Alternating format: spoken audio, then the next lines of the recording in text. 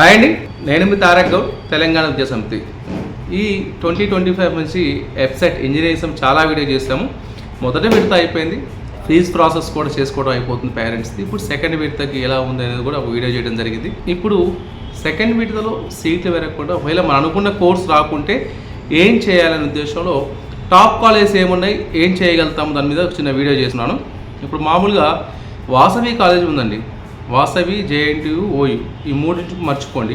ఎందుకంటే వాళ్ళు ఎవరు భోజిరెడ్డి, ఈ 4 టాప్ 10లో 4 తీసేస్తే మిగిలిన కాలేజ్ సిబిఐటి, నారాయణమ్మ, ఈ 2 కాలేజీలు విఎన్ఆర్. ఇది నార్మల్ పేరెంట్స్ కానీ ఎవరు యాక్సెస్ చేయలేరు. అంటే నార్మల్గా 15 నుంచి 25 లక్షల బడ్జెట్ పెట్టుకున్న వాళ్ళు మాత్రమే దీని గురించి ఆలోచించగలుగుతాము. ఇది వదిలేస్తే ఓ 13-14 లక్షల బడ్జెట్లో, 12 నుంచి 14 లక్షల బడ్జెట్లో బీవీఆర్ఐటి, గోకరాజు, సివిఆర్ ఉంది. ఈ బడ్జెట్ 12 లక్షలు అంటే డొనేషన్ పార్టే మాట్లాడుతున్నాను. అంటే మామూలు టాప్ 10 ఎలా అవుతుందంటే 10 లక్షల నుంచి పైన డొనేషన్ పెట్టుకుంటే తర్వాత కాలేజీ ఫీజు పెట్టుకోవాలి, 5 లక్షలు 6 లక్షలు కాలేజీ ఫీజు పెట్టుకోవాలి, మళ్ళీ ఒక 5 లక్షలు 6 లక్షలు ట్యూషన్ ఫీజు పెట్టుకోవాలి. అంటే 25 లక్షల బడ్జెట్ పెట్టుకున్నారే ఆ టాప్ 10 యాక్సెస్ చేయలేము. టాప్ 10లో మనకు కొంచెం పేరెంట్ ఫ్రెండ్లీగా ఉండి కొంత నార్మల్ బడ్జెట్లో ఉందంటే అది మరీ తక్కువేం కాదు, యావరేజ్ బడ్జెట్, కొంచెం అబోవ్ యావరేజే.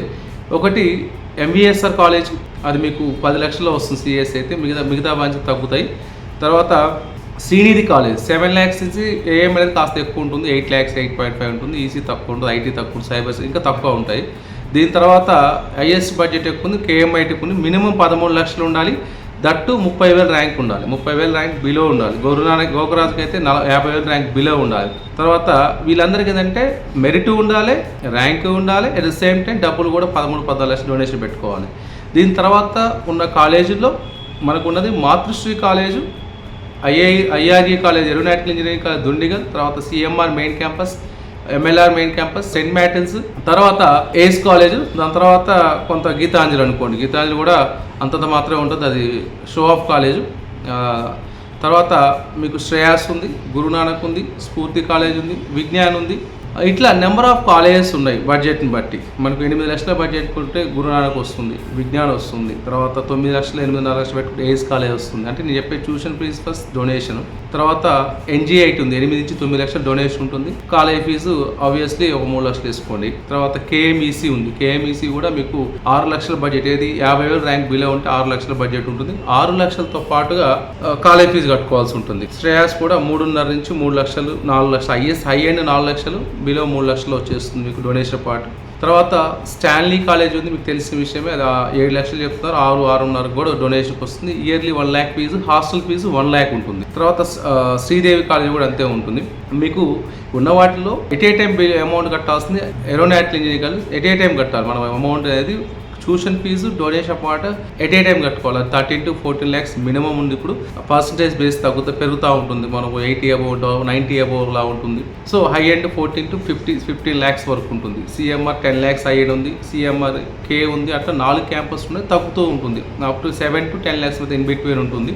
ఇక మల్లారెడ్డి యూనివర్సిటీ 9,000 సీట్లు ఉన్నాయి. ఎవరు ఏం కట్టుకోలేని డొనేషన్ పెట్టుకోలేమంటే అక్కడ వెళ్ళిపోవచ్చు. మీరు వెళ్ళిపోతే 1 లక్ష నుంచి 1,75,000 మధ్య సీట్ క్లోజ్ అయిపోతుంది. గురునానక్ అట్లే ఉంటుంది, 2 లక్షలు అయిపోతుంది.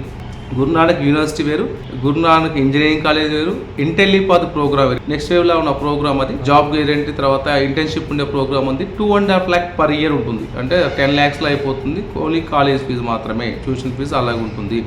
సో ఇన్ని రకాల ఆప్షన్స్ ఉన్నాయి. 1,00,000-1.5 బడ్జెట్లో అయితే మీకు 1,00,000 రూపాయలు అయితే శ్రీ చైతన్య కాలేజ్ ఉంది ఇబ్రహీంపట్నంలో. తర్వాత అవంతి కాలేజ్ సెకండ్ క్యాంపస్ ఉంది, brilliant college, Kasireddy Narayana Reddy college. తర్వాత 1 లక్ష డొనేషన్ పెట్టుకొని కాలేజ్ ఫీజు ఒక 80,000 అట్లా పెట్టుకోవాలంటే Saint Mary's college, 2 engineering college ఉన్నాయి, అన్నమాచార్య ఉంది, అర్జున్ కాలేజ్ ఉంది, పల్లవి కాలేజ్ ఉంది, కేపీఆర్ఐటి ఉంది, సంస్కృతి కాలేజ్ ఉంది, నల్లమల్లారెడ్డి ఉంది. 1,50,000-2 లక్షల బడ్జెట్లో అంటే డొనేషన్స్ పెట్టుకుని కాలేజ్ ఫీజు 1,00,000 రూపాయలు అట్లా పెట్టుకుంటే ఇట్లా అటానమస్ కాలేజ్ నెంబర్ ఆఫ్ ఉన్నాయి. మనకు కౌన్సిలింగ్ సీట్ రాలేదో లేకుంటే మంచి ర్యాంక్ రాని బాధపడాల్సిన అవసరం లేదు.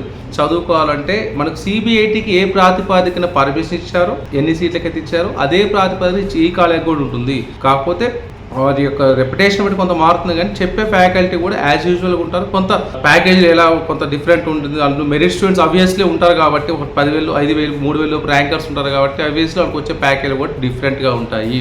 మనము ర్యాంక్ పెద్దగా వచ్చిందనో డబ్బులు లేవడం చదువు ఆపడానికి అవసరం లేదు. మంచి బడ్జెట్లో కూడా, తక్కువ బడ్జెట్లో కూడా మోస్తారు కాలేజీలో, ఒక మోడరేట్ కాలేజీలో చదివించే అవకాశం ఉంది. మరిన్ని వివరాల కోసం స్క్రీన్ మీద కనిపిస్తున్న నెంబర్ కాల్ చేయండి. నేను మీ తారక్ గౌడ్, సైనింగ్ ఆఫ్. ఏమైనా డౌట్స్ ఉంటే కామెంట్ సెక్షన్లో కామెంట్ చేయండి, మీకు రిప్లై ఇస్తాను.